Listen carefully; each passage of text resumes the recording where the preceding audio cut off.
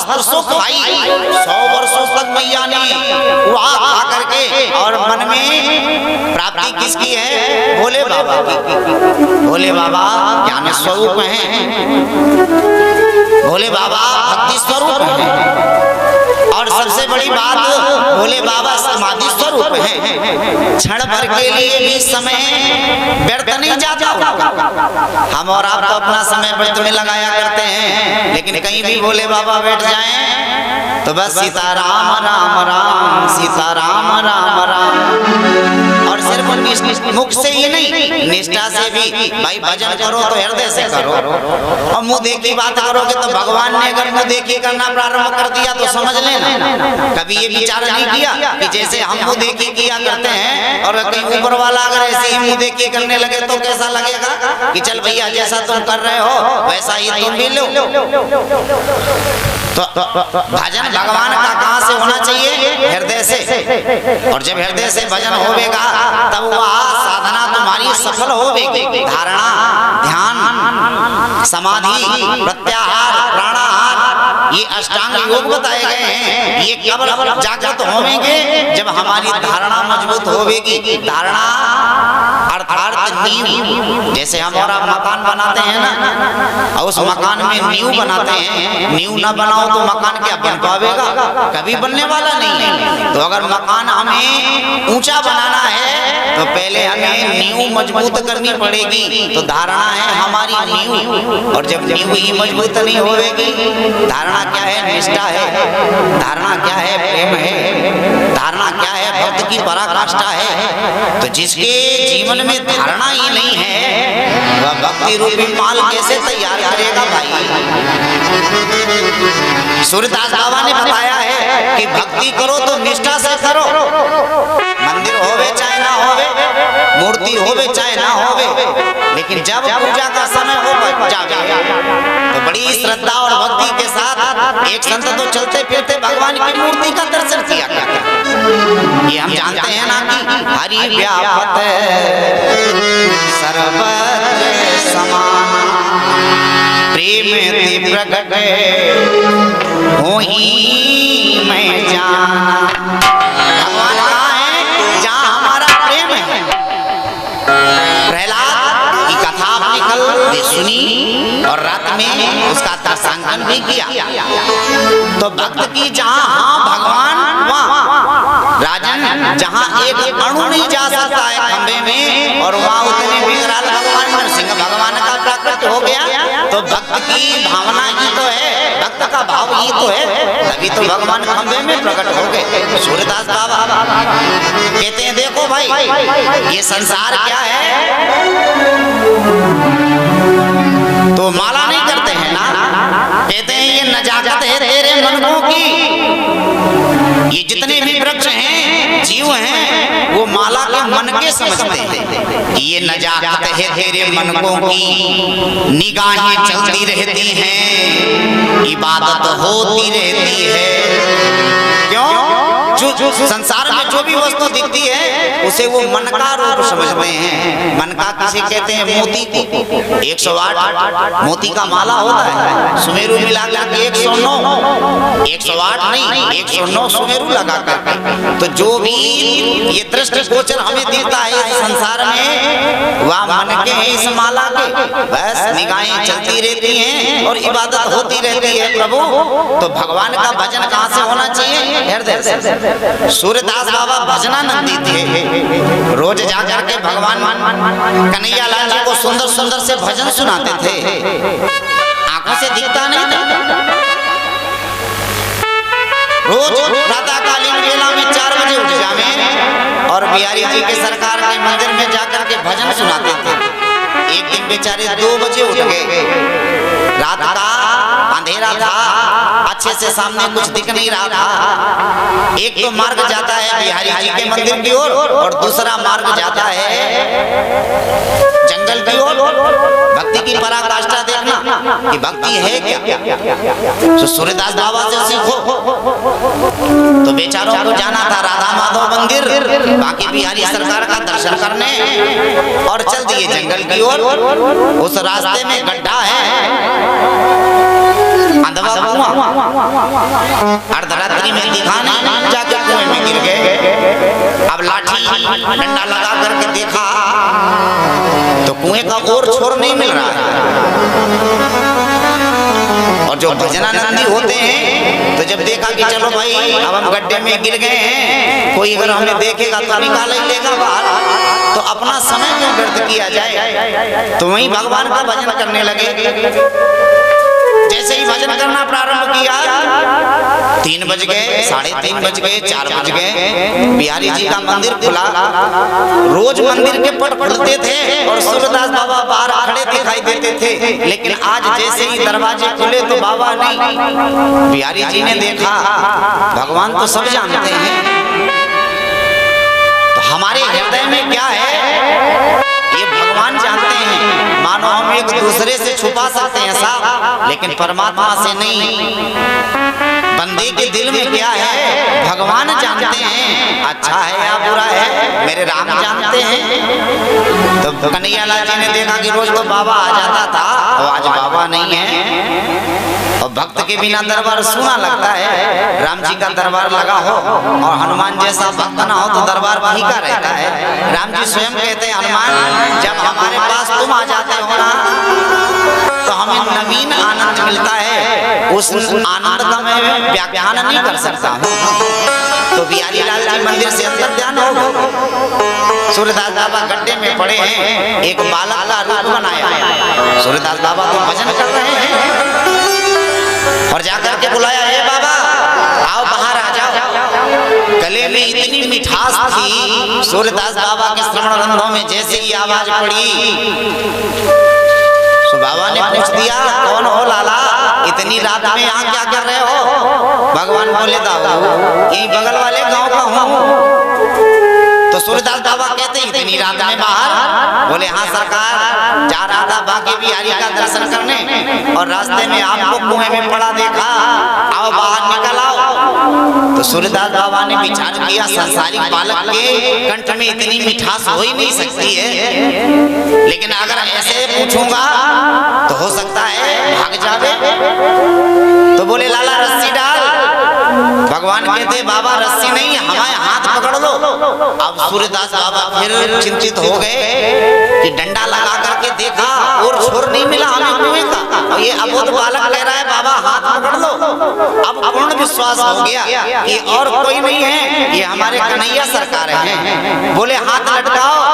जैसे ही सरकार ने हाथ लटकाए हाथों को पकड़ लिया, अभी तक कुछ नहीं पूछा, लेकिन जब हाथ पकड़ में आ गए तब पूछते हैं कि ये बता दो कि हो कौन, क्योंकि संसारिक बालक के कंठ में इतनी मिठास नहीं होती है, सही बताओ कि कौन हो। कन्हैया लाल जी जान गए कि बाबा तो पहचान गया, तो हाथ छुड़ा करके भगने वाले हैं। वहीं सूरदास बाबा कहते हैं कि अच्छा अंधा हूं तो भगे जा रहे हो, हाथ छुड़ाए जाते हो, निवल जान के मोहे हृदय से जो जाव तुम मर्द सराम। ये जानते हो कि मैं अंधा हूँ, भाग नहीं सकता, इसलिए जा रहे हो, लेकिन हे मोहन मर्द तो हम तुमको तब जाने कि हमारे हृदयांगन से निकल करके दिखाओ। जो भक्त होते हैं वो भगवान को अपना हृदय अर्पण कर देते हैं।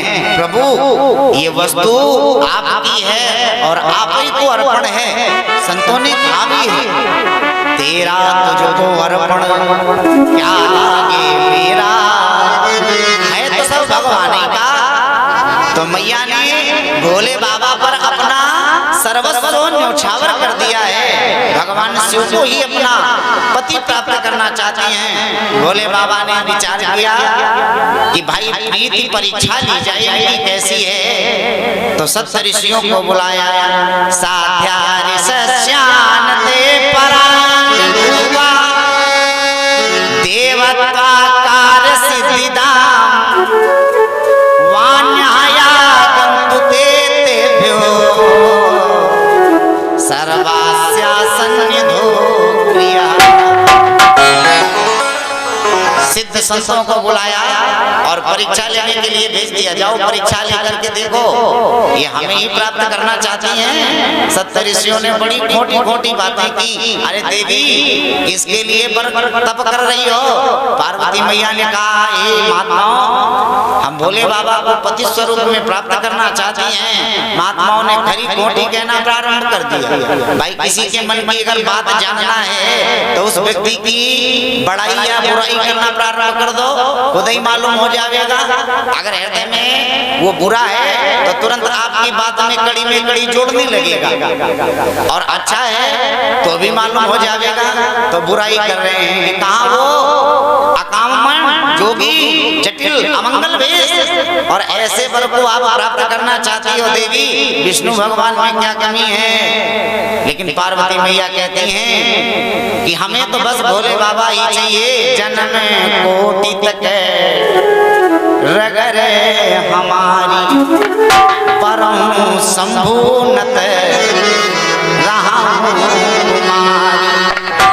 चाहे हमारे करोड़ों जन्म व्यतीत हो जाएं, लेकिन हमें तो पति स्वरूप भोले बाबा ही प्राप्त हो। सप्तऋषियों ने आकर के भोले बाबा को बताया, सरकार वो आपको प्राप्त करना चाहती हैं। अच्छा, तो जाकर के मैना और हिमांचल को सचेत करो। भोले बाबा ने सप्तऋषियों को भेजा, बारात की तैयारी हो रही है। अब भाई सभी चल रहे हैं, भोले बाबा की बारात है। तो इसमें आज तक आपने देखी होगी बारातें, लेकिन भोले बाबा का ये बारात नहीं है। बाराता जैसे दूल्हा तसे बनी बारात। आप सब सजने लगे, सभी भूत प्रेत बाजे बजा रहे हैं, वो खूब नाच रहे हैं। सबको बुलाया गया, देवता आकाश मार्ग से पुष्पों की वर्षा कर रहे हैं। भोले बाबा को देख देख करके देवताओं की नानियां प्रसन्न हो रही हैं। अच्छा, जो भी देवी देखे, देखो जस दूल्हा, भाई जैसा दूल्हा है वैसी ही बारात भी है। कोई बड़े बड़े दांतों वाला, कोई बहुत से हाथों वाला, कोई बिना हाथों वाला, किसी के पैर नहीं है, किसी के बहुत से पैर हैं। को कहीं ने विपुले मुख का, बहुत से हाथ पैर, को कहीं ने विपुले मुख का, कहु बहु पद को बहु बाहु। किसी के बहुत से हाथ हैं। अब भोले बाबा को सजाया जा रहा है, ला करके बाघांबर पहनाया गया। एक गण बाघांबर पहना रहा था, तो दूसरा गण दौड़ करके गया, बोला महाराज कहो तो जाकर के भगवान विष्णु का पटका मांगला में। एक बोला इंद्र से जाकर के कहो तो सुंदर सुंदर वस्त्र ले आवे। भोले बाबा कहने लगे, देखो भैया, दूसरे की वस्तु से कभी रंगबाजी नहीं हो पाती है। वो जब भी मिलेगा तो हृदय में बस एक ही बात रहेगी, भाई ये अपनी नहीं है, ये दूसरे की। तो इसलिए दूसरे की वस्तु से नहीं, अपने घर में जो हो उससे हमें सजाओ। और तुम हमें मांगे का दूल्हा बनाना चाहते हो? भोले बाबा ने मना कर दिया, किसी से कुछ मांगना। एक दौड़ करके गया, बढ़िया सी खड़ाऊ ले आया। एक दौड़ करके गया, भिक्षुओं का हार ले आया और गले में ला करके डाल दिया। सर्पों का माला पड़ा है, विभूति रमाए हैं। भोले बाबा की बारात शिवहि शंभोगण करहि सिंगारा, शिवहि शंभोगण करहि सिंगारा, शिवहि शंभोगण करहि सिंगारा, शिवहि शंभोगण करहि श्रृंगारा। जटा मुकुट अहि मोरे समारा, जटा मुकुट अहि मोरे सवारा, शिवहि शंभोगण जय हो करहि सिंगारा, शिवहि शंभोगण करहि श्रृंगारा, शिवहि शंभोगण करहि श्रृंगारा। सभी जितने भी गण हैं, भगवान का सुंदर सा श्रृंगार हो रहा है। भोले बाबा का स्वरूप कैसा है, ये विभूति रमाए रहते हैं। एक चेला दौड़ करके गया, मसान की बढ़िया से भभूति लेकर के आया और भोले बाबा को लेपन कर दिया। बड़े सुंदर हैं हमारे भोले बाबा और बड़े सुंदर लग रहे हैं सजने पर, जैसे ही सर्पों का माला है, मुंडों का माला है, कान में बिच्छू पड़ी है। आहा, बाल खुले तो एक नाग निकाला और बालों में लपेट दिया। बाबा जटाएं बांध करके रखना। बड़ा सुंदर सा स्वरूप है बाबा। बोले बाबा कैसे हैं? सुंदर हैं। कर्पूर गौरम, कैसे? कर्पूर गौरम करुणावतारम, संसार सारम भुजगेन्द्रहारम, सदा वसंतम हृदयारविंदे, मम भवानी सहितम नमामि। बोले बाबा कपूर के समान सुंदर हैं। और जब भस्म लगाई जा रही है तो गौरांग, भस्म का स्वरूप कैसा होता है? श्वेत होता है। और जब श्वेत लग रहा है तो और भी सुंदर हो गए। नंदी की सवारी है। भोले बाबा को बिठा दिया गया, लेकिन भोले बाबा बैठे कैसे हैं? उल्टे बैठे हैं। जिधर नादिया का मुंह है उधर भोले बाबा पीठ किए। देवताओं ने देखा, अरे वाह ये कैसे बैठे हैं, देखो भाई ये तो शोभा बिगाड़े दे रहे भाई। होना तो ऐसा चाहिए कि वाहन जिधर चले उधर ही तो मुंह होवे, लेकिन इसमें वाहन विपरीत है। जिधर मुंह है उधर पीठ है, और जिधर पीठ होना चाहिए उधर मुंह किए। तो महाराज ऐसी व्यवस्था में जो भी देखेगा तो हम पे हंसेगा। तो ऐसा करो, बिलग बिलग होई चलो सब निज समाज अनुसार। देवताओं ने कहा देखो भाई हमारा समाज देवताओं का है और इनका समाज भूत प्रेतों का है, तो देवताओं और भूत प्रेतों का संग कैसे होवेगा? देवता सब रंग धरंग घूम रहे हैं, दैत्य घूम रहे हैं, और देवता सुंदर सुंदर से वस्त्र धारण किए हैं। तो बोले महाराज हमारा जैसा समाज है वैसा इनका समाज नहीं है। तो बिलग बिलग होई चलो सब निज समाज अनुसार। भोले बाबा ने सुना, रे और ये कोई और नहीं कह रहा, ये भगवान के अति प्रिय जो इष्ट भी हैं मित्र भी हैं भगवान श्री हरि। भोले बाबा ने जैसे ही सुने, अति प्रिय वचन सुने प्रिय कीरी। विष्णु भगवान के जैसे ही वचन सुने भोले बाबा तो मंद मंद मुस्कुरा रहे हैं और नंदी भृंगी को बुलाया। ए नंदी, ए भृंगी, ऐसा करो अपने गणों को एक साथ एक समाज में लेके आओ, सबसे कहो हमारे साथ चलो, देवताओं को अपना जाने दो। विष्णु भगवान ने सोचा एक बात और सुन लो, बिलग तो हो गए हो लेकिन चलना आगे पीछे ही। अगर कहीं भोले बाबा नहीं पहुंचे और हम पहुंच गए तो बांध के मारे जाओगे, इसलिए दूल्हे को साथ में लेके चलना, रहना आगे पीछे ही। तो सारी बारातें आगे पीछे, भोले बाबा आगे। नाचेगा मही भूत परम तरंगी भूत सब, जितने भी भूत हैं अपना बाजा बन रहा है, बजाया जा रहा है और भोले बाबा उल्टा मुंह किए बैठे हैं। एक संत का बड़ा सुंदर भाव है, उन्होंने मानो हमें और आपको बतलाया है कि भैया ससुराल ही ना देखो, अपनों घर देखते जाओ। और कुछ लोग रोज ससुराल की तरफ नजर रखते हैं, वो अपना घर नहीं देखते। तो भोले बाबा ने बताया है कि भैया अपना घर भी देखते जाओ। दूसरा प्रमाण, मानो भोले बाबा समझा रहे हो कि हमारे जगगण जो हैं ये हैं बड़े विचित्र उद्दंड हैं, तो हर बराबरी पर नजर रखनी चाहिए। भाई कहीं झगड़ा ना कर दे, कोई गांजा पिए है, कोई धतूरा खाए है, कोई भांग खाए है, तो सब नशे में हैं। तो इसलिए हमारे बारातियों में हमारी नजर रहनी चाहिए कि कोई उत्पात तो नहीं कर रहा है। बारात चल दी, ओम नमः शिवाय, हरि ओम नमः शिवाय, ओम नमः शिवाय, ओम नमः शिवाय, हरि ओम नमः शिवाय, ओम नमः शिवाय, हरि ओम नमः शिवाय, ओम नमः शिवाय, हरि ओम नमः शिवाय, ओम नमः शिवाय, हरि ओम नमः शिवाय। सारे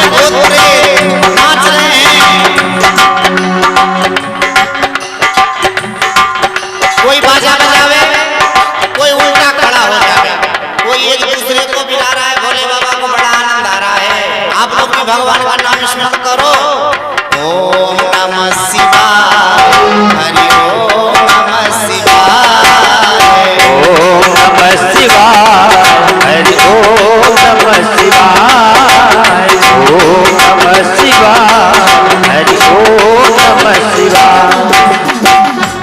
भोले बाबा के साथ जितने भी हैं सब आगे चलते जा रहे हैं। दीन नगर चलते चलते चलते चलते बारात नगर के समीप सब पहुंची तो सबको मालूम हुआ कि बारात आ गई है। तो सब कह रहे हैं चलो भाई बारात तो देखी जाए। छोटे छोटे जो बालक होते हैं इनको बड़ी उत्सुकता होती है बारात देखने की। तो बड़े बड़े तो बेचारे पीछे पहले बच्चे भगे आगे, क्योंकि बड़े बड़े तो धीरे चलेंगे और ये बच्चे पहले ही आगे जैसे ही जाकर के देखा तो जितनी रेस से गए थे और उतनी ही जल्दी लौट के फिर आ गए। माता पिता ने सोचा अरे आज बड़ा अचंभा हो रहा है, वैसे 2-2 घंटे तक के लिए ये बाहर से अंदर नहीं आता था और ये बड़ी जल्दी लौट करके आ गया, बात क्या है? तो बच्चों को बुलाया, ये बताओ बात क्या है? तो सारे बच्चे मैया को बता रहे हैं मैया बारात में एक भी अच्छा आदमी नहीं है, सारे भूतवैया आ गए हैं। माताओं ने कहा नहीं भाई ऐसा नहीं हो सकता। तो ना मानो मैया देखो तो देखन काहे ना चली, देखन काहे ना चली, भोला शिव शंकर की बारात आ गई। काहे ना चली, देखन काहे ना चली, मोरे शिव शंकर बारात आ गई। देखन काहे ना चली, देखन काहे ना चली, भोला शिव शंकर की बारात आ गई। देखन काहे ना चली, देखन काहे ना चली, भोला शिव शंकर की बारात आ गई। आपस में सब नाचे कूचे नचा रहे हुड़दंग, आपस में सब नाचे कूदे बजा रहे हुड़दंग, आपस में मिल नाचे कूदे मचा रहे हुड़दंग, आपस में मिल नाचे कूदे बजा रहे हुड़दंग। गाँव में है चिलम लई, गाँव खाली भंग, गाँव में है चिलम लई, गाँव खाली भंग। देखन काहे ना चली, देखन काहे ना चली, दूल्हा शिव शंकर की बारात आ गई। देखन काहे ना चली, देखन काहे ना चली, भोला शिव शंकर की बारात आ गई। काहे ना चली, देखन काहे ना चली, भोला शिव शंकर की बारात आ गई। भोला शिव शंकर की बारात आ गई। भोला शिव शंकर की बारात आ गई।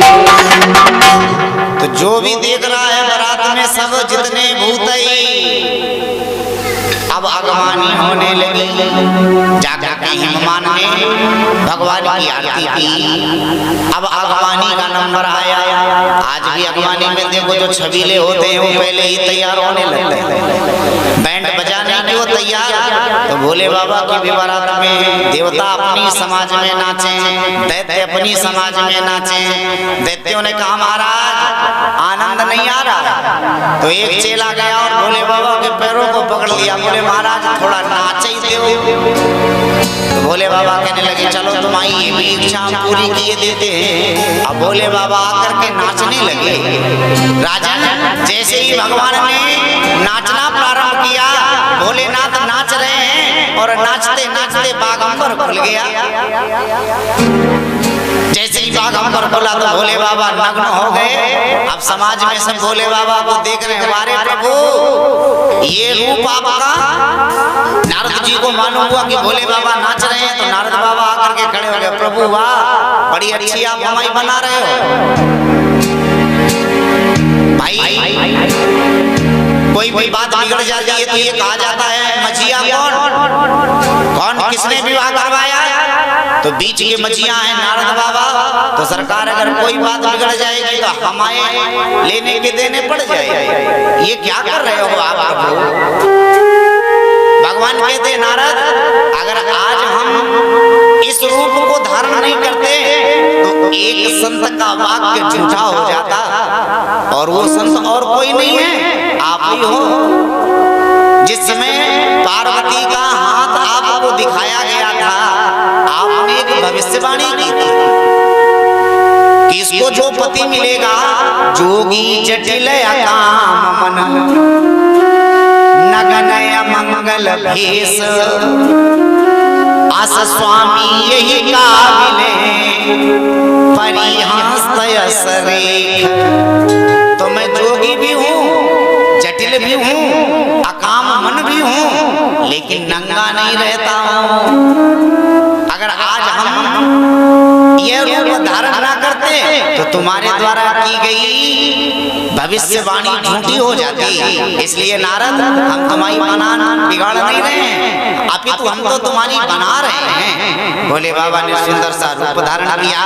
भोले बाबा का पार्वती मैया के साथ विवाह होता है और आनंद के साथ भोले बाबा हिमालय पर निवास करते हैं। सुखदेव जी कहते हैं, राजन,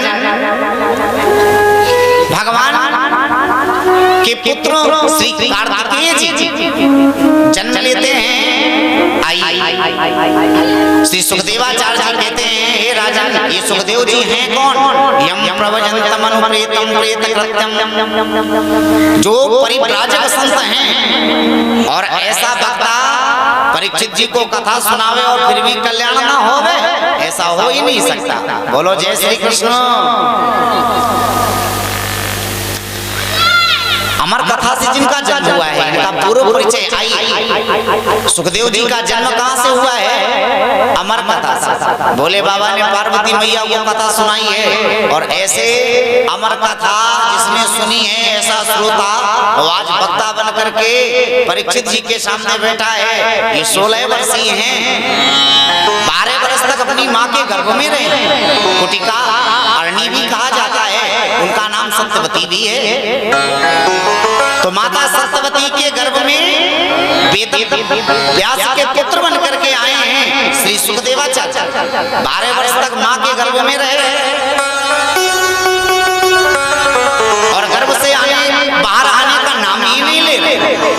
महाराज व्यास जी को बड़ी पीड़ा हुई। भगवान विष्णु के सामने जाके निवेदन किया, प्रभु अगर ये बालक बाहर नहीं आवेगा तो हमारी जो धर्म पत्नी है, इनका जीवन समाप्त हो जाएगा। सो भोले बाबा भगवान विष्णु ने कहा, चिंता ना करो। आज स्वयं भगवान विष्णु सामने खड़े हैं, बालक से निवेदन कर रहे हैं, लाला गर्भ से बाहर आ जाओ। लेकिन भगवान कहते हैं, बाहर आओ। प्रत्युत्तर ध्वनि सुनाई पड़ती है, मैं बाहर नहीं आऊंगा।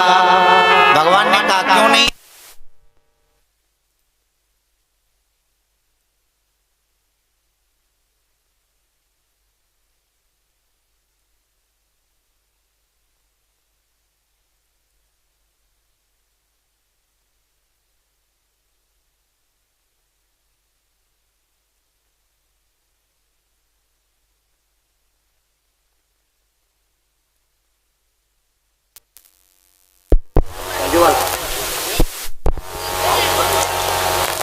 बोले कन्हैया लाल की जय। तो ऐसे परिव्राजक संत हैं जिन्हें सुखदेवाचार्य जी प्रति उत्तर ध्वनि सुनाई पड़ती है कि मैं गर्भ से बाहर नहीं आऊंगा। भगवान ने कहा, तुम गर्भ से बाहर क्यों नहीं आओगे? सुखदेव जी कहते हैं, प्रभु जब तक मैं गर्भ के अंदर हूँ तब तक यह माया हमें छू भी नहीं सकती है, लेकिन जैसे ही गर्भ के बाहर आऊंगा तो ये जो आपकी ठगनी माया है, ये हमें भी नचावेगी। ठगनी माया सब ही नचावा, सारे संसार को आपकी माया नचा रही है। बालक पर माया का प्रभाव कब तक नहीं होता है? जब तक वह माँ के गर्भ में रहता है। हे प्रभु, जैसे ही मैं गर्भ से आऊंगा बाहर तो आपकी माया हमें अपने में जकड़ लेगी। गर्भ से बाहर बालक आता है तो मौसी कहती, लाला हम तुम्हारी मौसी हैं। बुआ कहती हम तुम्हारी बुआ हैं। दादी कहती हम तुम्हारी दादी हैं। तो ये अपनत्व के जो बंधन है, ये माया रूपी बंधन हमें बांध लेते हैं। इसलिए प्रभु मैं गर्भ से बाहर नहीं आऊंगा। जरा प्रमाण स्वरूप देखिए, जब तक जल की बूंद आकाश में रहती है तब तक वो स्वच्छ और धवल रहती है, लेकिन जैसे ही आकर के पृथ्वी का मूल्यांकन करती है सो मटमैली हो जाती है। पृथ्वी का स्पर्श करते ही वह जल जो शुद्ध था वह मटमैला हो गया। तुलसीदास बाबा भी लिखते हैं, भूमि गिरत भावर पानी, भूमि गिरत भावर पानी, भूमि गिरत भावर पानी, भूमि गिरत भावर पानी, जिमी जीवनी माया लपटानी, जिमी जीवनी माया लपटानी, जिमी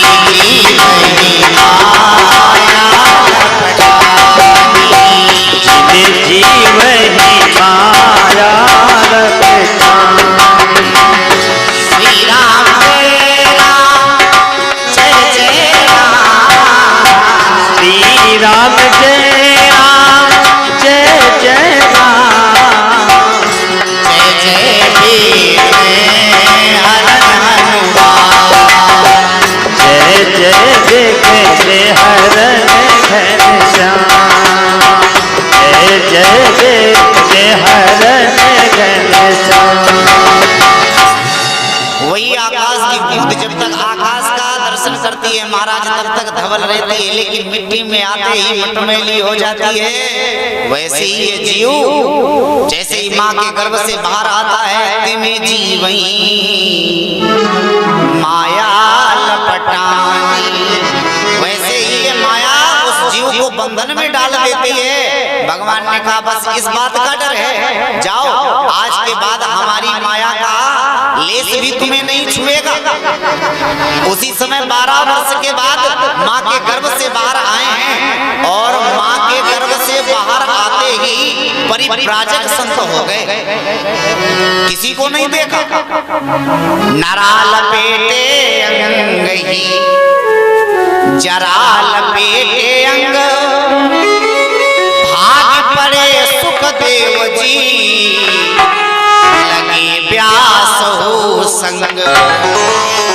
माँ के गर्भ से जन्म हुआ, नाला भेदन भी नहीं हो पाया, जरा भी शरीर से बिलग नहीं की गई है, शरीर मटमैला सना है माँ के उदर पर। लेकिन वैसे ही भग खड़े हुए 4 वर्षों तक भ्रमण किया है और 4 वर्षों को भ्रमण करने के बाद 16 वर्षीय अवस्था में, 14 वर्षीय अवस्था में आके परीक्षित जी को कथा सुनाई है। जिन्होंने जन्म में ही भगवान का दर्शन किया हो। वक्ता कैसा है? ब्रह्मरा। श्रोता कैसा है? विष्णुरा। दोनों ने माँ के गर्भ में दर्शन किया भगवान का। परीक्षित जी ने भी जिस समय उत्तरा के गर्भ पर आश्वत्थामा ने ब्रह्मास्त्र का प्रयोग किया, सो भगवान ने सुदर्शन चक्र लेकर के अपने भक्त परीक्षित की रक्षा की। उस समय चक्रधारी का दर्शन हुआ है और श्री सुखदेवाचार्य जी गर्भ से बाहर आते ही भगवान का दर्शन हुआ। तो एक ब्रह्मरात है और एक विष्णुरात है। तो वक्ता ब्रह्मरात है और श्रोता विष्णुरात है। अब ऐसा वक्ता अगर कथा सुनावे और फिर भी कल्याण ना हो, ऐसा तो हो ही नहीं सकता। बोले कन्हैया लाल की जय। तो लड़कों ने आते देखा, अवधूत बेसा दिगंबरोवा, अवधूत बेसा। भागते हुए चले जा रहे थे, ग्राम के बालक पीछे पीछे लग गए। ये देखो नंगा बाबा जा रहा है, नंगा बाबा जा रहा है। लेकिन संतों को ना तो मान सम्मान का कोई भान ही नहीं होता, ना तो सम्मान से प्रसन्न हैं और ना ही अपमान से दुखी। वो समझते हैं। तो बच्चे बोल रहे हैं और ये भागते हुए चले जा रहे हैं। जैसे ही पहुंच गए कहाँ, जहाँ महाराज परीक्षित जी बैठे हैं। परीक्षित ने उठ करके प्रणाम किया। बालकों ने देखा, अरे ये तो कोई बहुत विशिष्ट हैं, और अगर कहीं महाराज जी से कुछ कह दिया तो हम और दंडित किए जाएंगे। सारे बालक वहां से खड़े हुए। अब कथा प्रारंभ हो गई। सुखदेवाचार्य जी को आसन पर बैठा दिया गया। सारे महात्मा जो दिव्य जीवी हैं, जाने कितने वर्षों से तपस्या कर रहे हैं, आज वो भी सामने बैठ करके कथा सुन रहे हैं। ये देखो भगवान की कथा का तत्व। कितना भी धनवान होवे, कितना भी बुद्धिमान हो, कितना भी ज्ञानवान हो, लेकिन अगर भगवान की कथा सुनने का अवसर मिले तो अबोध बन करके बैठ जाओ। सुरही निरंतर होई न पूरी। भगवान की कथा सुनो ऐसे कैसे, जैसे खाली घड़ा, कुछ भी भरते रहो, और जब खाली है तो जो वस्तु परोसी जाएगी वो तुम्हें पूर्णता द्रवित आ जाएगी। और भरा पहले से ही घड़ा है तो वस्तु तो आ रही है, लेकिन महाराज जगह नहीं है, तो इसलिए सुनहि निरंतर होई न पूरी। तो परीक्षित जी को कथा सुना रहे हैं राजन। उभय घरी माती गति पाई, तुम्हें 7 दिन बहुन पराई। परीक्षित जी ने 6 प्रश्न किए हैं पूरी भागवत में, और इन्हीं 6 प्रश्नों पर 18,000 श्लोकों की ये संगीता परीक्षित जी को पान कराई गई। पहला प्रश्न है, इस मानव का धर्म क्या है। दूसरा प्रश्न है,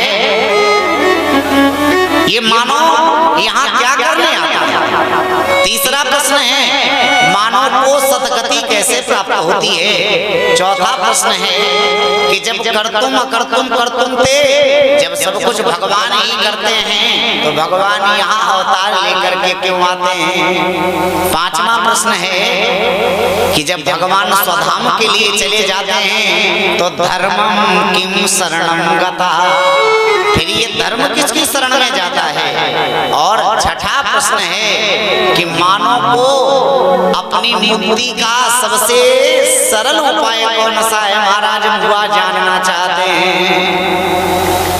और कोई प्रश्न नहीं पूछा।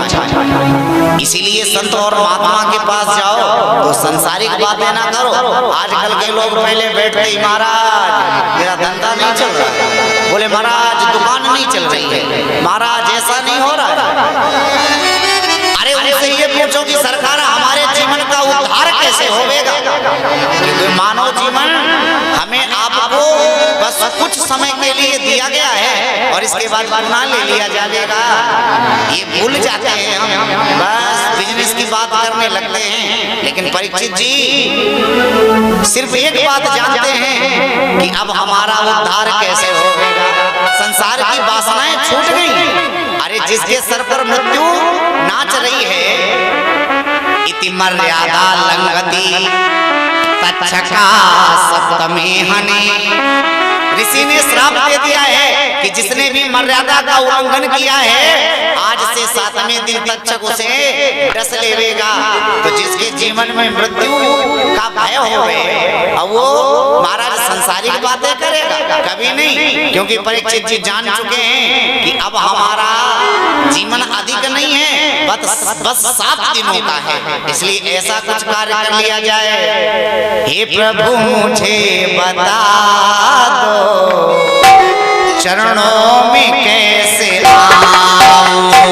हे प्रभु मुझे बता दो, चरणों में कैसे आऊं। हे प्रभु मुझे बता दो, चरणों में कैसे आऊं। हे प्रभु मुझे बता दो, चरणों में कैसे आऊं। माया के बंधनों से अब मुक्ति कैसे पाऊं। माया के बंधनों से अब मुक्ति कैसे पाऊं। माया के बंधनों से अब मुक्ति कैसे पाऊं। माया के बंधनों से अब मुक्ति कैसे पाऊं। ना जानू कोई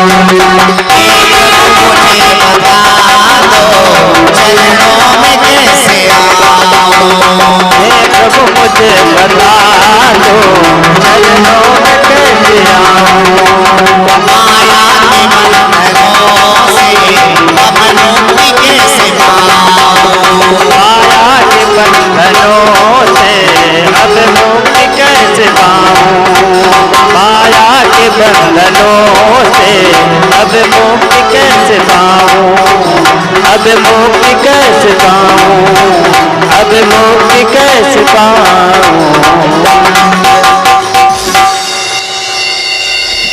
तो परीक्षित जी कहते हैं महाराज माया के बंधनों से अब मुक्ति कैसे पाऊं।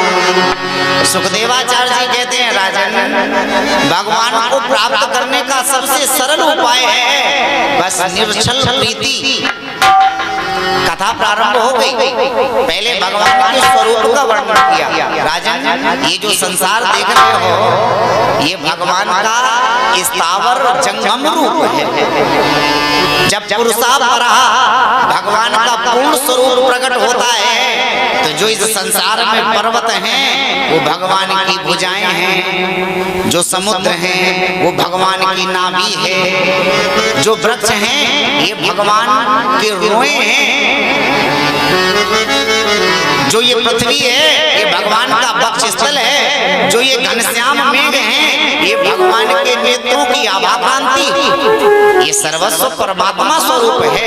वही परमात्मा जब सूक्ष्म हो जाता है तो उसका स्वरूप कैसा है। बिन पग चलही सुनही बिन काना कर बिन कर्म करही विधि नाना। जो भगवान जिसके हाथ नहीं है और फिर भी कार्य कर रहा है, जिसके पग नहीं है और फिर भी चल रहा है, जिसके श्रवण नहीं है वो सुन रहा है, ऐसा भगवान।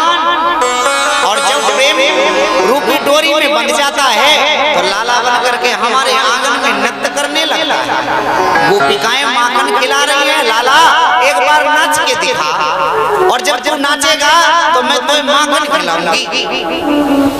तो वही भगवान प्रेम रूपी डोरी में बंद करके ताता थैया करता है, जिसका स्वरूप कैसा है देखा नहीं जा सकता।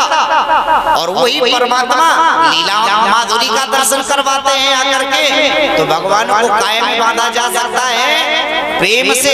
इसीलिए संत जन कहते हैं प्रेम ते प्रगट होए में जाना।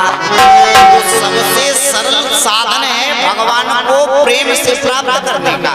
करना कुछ नहीं है, बस भाव रूपी हृदय और इसकी बत्ती जला लो और बस भगवान की आरती करो। प्रभु बस हमारे पास यही है। और देखो कन्हैया लाल जी कैसे बंदे बंदे चले आवेंगे। एक गोपी क्या करती है, रोज गोबर लेने आती है और कन्हैया जी बाहर बैठे हैं तो गोपी गोबर भरती है और पात्र में अधिक गोबर भर लेती है। अब बाद में बेचारी उठा ना पावे तो वो कन्हैया जी से कहती है लाला जरा नेक उछवाई दे। कन्हैया जी कहते हैं देख मैया गोबर मेरो और मैं काय उछवाऊं। तो गोपी कहने लगी लाला माखन खिलाऊंगी। तो बोले मैया माखन खिलाएगी? बोली हाँ माखन दूंगी। तो कितनी बार आवेगी? तो बोले लाला मैं जितनी बार आऊं उतनी बार तुम मुझे उछवा देना और मैं उतने ही लोंदे माखन के दूंगी। कन्हैया जी बोले अच्छा बार बार जब तू आएगी तो मैं गिनती नहीं भूल जाऊंगा कि कितनी बार उछवाया है। तो गोपी कहने लगी लाला जे बात तो सही है, तो ऐसा कर तुम्हारी गिनती ना भूले तो तू जितनी बार मैं गोबर उछवाएगा उतनी बार मैं तेरे मुखार बिंदु पे एक गोबर को टीको लगाए दूंगी। कन्हैया जी बोले जे बात सही है। तो जितनी बार वो गोबर गोपी भरे और कन्हैया जी उसे उछवावे उतनी बार गोपी एक टीका लगा देवे मुंह में, तभी तो गोबर गणेश हो गए। सो एक गोबर का टीका लगा दे। अब सुबह से शाम तक खाना भी नहीं खाया कन्हैया जी ने, गोबर ही उछवावे रहे। और जब शाम को मैया ने बुलाया अरे लाला आके भोजन तो कर ले, सुबह से कुछ नहीं खाया है। जैसे ही कन्हैया जी घर पहुंचे तो मैया ने देखा मुखार बिंदु, अरे लाला जी कहां से गोबर गणेश बन के आए गो।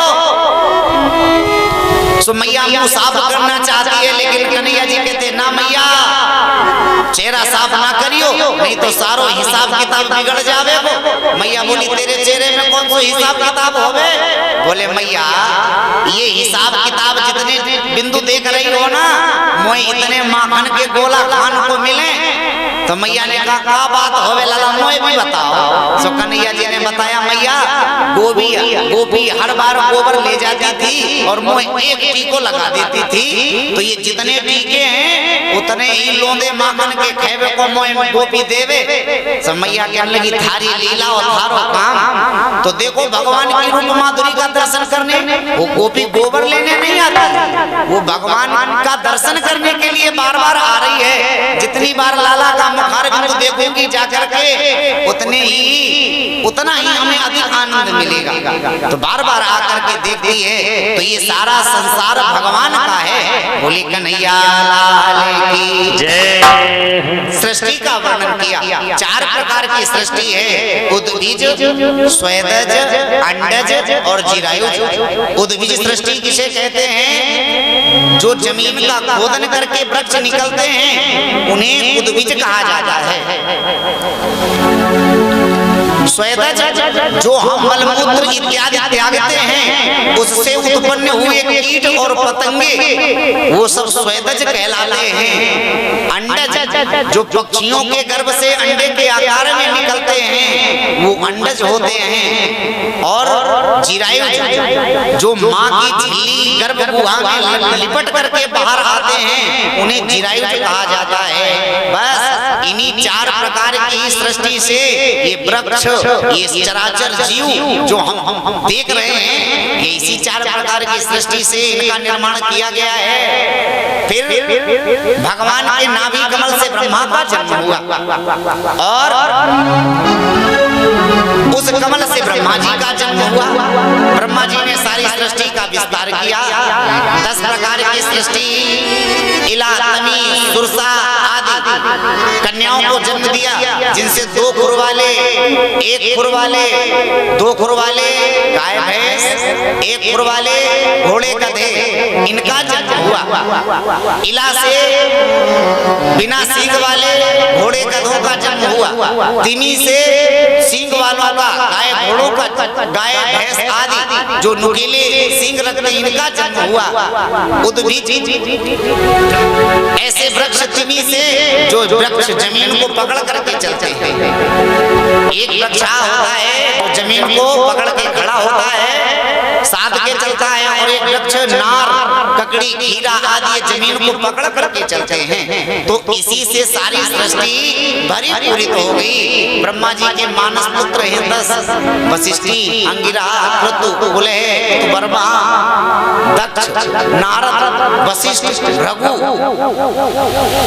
तो गोद से नारद जी का जन्म हुआ है और दाहिने अंगूठे से दक्ष का जन्म हुआ है। तो मानस पुत्र हैं ब्रह्मा जी के नारद जी, इनका गोद से जन्म हुआ है। तुष्टा का त्वचा से जन्म हुआ, भृगु का भगों से जन्म हुआ, तुष्टा का छति से जन्म हुआ, अत्रि का हृदय से जन्म हुआ, आदि आदि ये 10 मानस पुत्र हैं। इन्हीं से सारी सृष्टि को संजोहित किया गया है। आगे ब्रह्मा जी ने रुद्र को जन्म दिया, ये आप सभी ने कथा सुनी थी। सुखदेव जी कहते हैं राजन, आगे भगवान कपिल का जन्म होता है। ये भगवान के अष्टम अवतार हैं। बोले कपिल भगवान की जय। एक बार करदम महात्मा ने बहुत घोर तपस्या की और ऐसी तपस्या की तदा सदेवा तपनिष्ठ कारण साकर्दमो राजन विभूति चा। ऐसी घोर साधना की कि सारी अड़मादिक जो सिद्धियां हैं वो हाथ जोड़े खड़ी हैं। पहले लोग श्रृंगार करते थे, अलंकार इत्यादि धारण करते थे अपनी शोभा बढ़ाने के लिए, और आज अलंकार लोग धारण करते हैं दूसरे को दिखाने के लिए। पहले अलंकार लोग धारण करते थे शोभा बढ़ाने के लिए, और आज वही अलंकार धारण किए जाते हैं दूसरे को दिखाने के लिए। तो इनका जीवन कैसा है? अलंकृत जीवन है। इन्होंने सद्भाव से, सत्कर्म से, शीलता से अपने जीवन को सजा करके के रखा है। तो जो भी शुद्धता से, सद्भाव से, सत्कर्म से, सत्यता से, सुंदरता से जीवन को धारण करता है, संजोहित करता है, भगवान की प्राप्ति तो उसे होती ही है। इन्होंने घोर साधना की, अड़मादिक सिद्धियां हाथ जोड़े खड़ी हैं, प्रभु हमें अपना लो। अरे जिन सिद्धियों के लिए लोग जीवन भर प्रयत्न करते हैं और वो सिद्धियां उन्हें प्राप्त नहीं हो पाती, लेकिन आज वो हाथ जोड़े खड़ी हैं। लेकिन करदम जी ने एक बार भी इनकी ओर नहीं देखा। क्यों नहीं देखा? क्योंकि करदम जी जानते हैं अगर इन्हें हमने अपना लिया तो जो भगवान की पूजा कर रहे हैं हम, फिर हमारा इसमें मन नहीं लगेगा, क्योंकि प्रसिद्धि प्राप्त हो जाएगी। मान बढ़ाई जब से पाई तब से किस्मत फूटी, बाबा बाबा बजने लागे लगन राम से टूटी। तो अगर मान बढ़ाई व्यक्ति के जीवन में आ जाती है तो फिर वो धीरे धीरे भगवान के भजन से उसका मन, क्योंकि लोग ही बैठे रहेंगे बाबा जी के पास, तो बाबा जी पूजन कब करेंगे, भजन साधना कब करेंगे। इसीलिए जो असली संत होते हैं वो लोगों को अपने पास नहीं बैठने देते, चल चल चल जा भाग, क्योंकि जानते हैं कि एक एक क्षण हमारा बहुमूल्य है। श्वास श्वास में राम भज, व्यथा जान जन खोए, क्या मालूम इस श्वास का आमन होए न होए। इसीलिए संत कहते हैं कि एक एक क्षण बड़ा कीमती है, बहुमूल्य है, इसे व्यर्थ में मत गमाना। और जिसने गमा दिया तो समझ लेना सब कुछ उसका चला गया। क्या पाया उसने? कुछ नहीं पाया, सब कुछ खो दिया। और जिसने एक एक क्षण संजो करके परमात्मा के चरणारविंदों में लगा दिया तो संसार की ऐसी कौन सी संपदा है जो उसके पास ना होवे। तो जो भगवान नाम में मस्त रहता है, संतों के पास यही तो होता है। अच्छे से पायो रे मैंने राम रतन धन पायो। हमारा संसारिक व्यवस्था के धन की बात करते हैं, 100 500 2 हजार वाले, लेकिन संत लोग कहते हैं भैया हमारे पास तो वैसा वाला नोट है कि यहाँ भी चले और वहाँ भी चलता है। और हमारा और आपका धन तो बस यही रहता है, धन जीवन यापन के लिए है। जीवन में धन है, धन से जीवन नहीं है। अगर धन से जीवन होता तो कोई तो जीवन जी रहा है। महाराज जी के पास 2 पैसे जेब में नहीं है और जीवन जी रहे हैं, और हमारे पास 2 लाख पड़े और हम जीवन नहीं जी पा रहे हैं। तो अगर पैसे से जीवन नहीं है, जीवन में पैसा है, तो जीवन में धन कितना होना चाहिए जितना हमारा जीवन यापन हो जावे। बस साईं इतना दीजिए जामे कुटुंब समाए, मैं भी भूखा ना रहूं, साधु न भूखा जाए कबीरा, साधु न भूखा जाए। साधु इतना दीजिए जामे कुटुंब समाए, मैं भी भूखा ना रहूं, साधु न भूखा जाए। साईं इतना दीजिए जामे कुटुंब समाए, मैं भी भूखा ना रहूं, साधु न भूखा जाए कबीरा, साधु न भूखा जाए।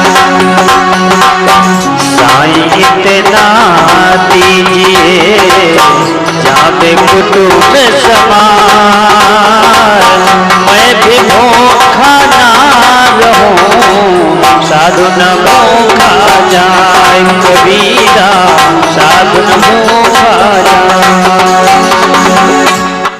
तो जीवन में बस यही धारणा बनाओ, सारी अड़मादिक सिद्धियां हाथ जोड़े खड़ी हैं, प्रभु हमें भी अपना लो।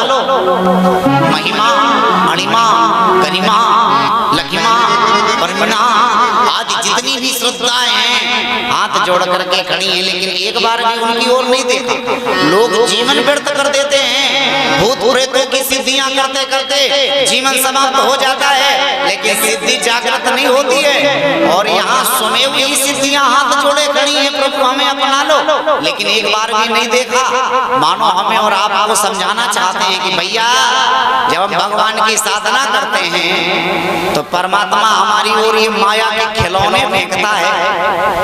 अब जरा प्रमाण स्वरूप देखना, बच्चा जब रोता है तो मैया ला करके उस बच्चे के सामने खिलौने फेंक देती थी, और अगर बच्चा उन खिलौनों में खेलने लगा तो मैया धन के अन्यत्र कार्य करने लगती है। लेकिन जब बच्चा खिलौनों को नहीं देखता तब मैया जान जाती है कि ये सिर्फ हमारी चाह कर रहा है, इसे खिलौनों की आवश्यकता नहीं है, ये सिर्फ हमारी चाह कर रहा है। और जाकर के मैया उसे आलिंगन कर लेती है, उसे गोदी से लगा लेती है। क्यों?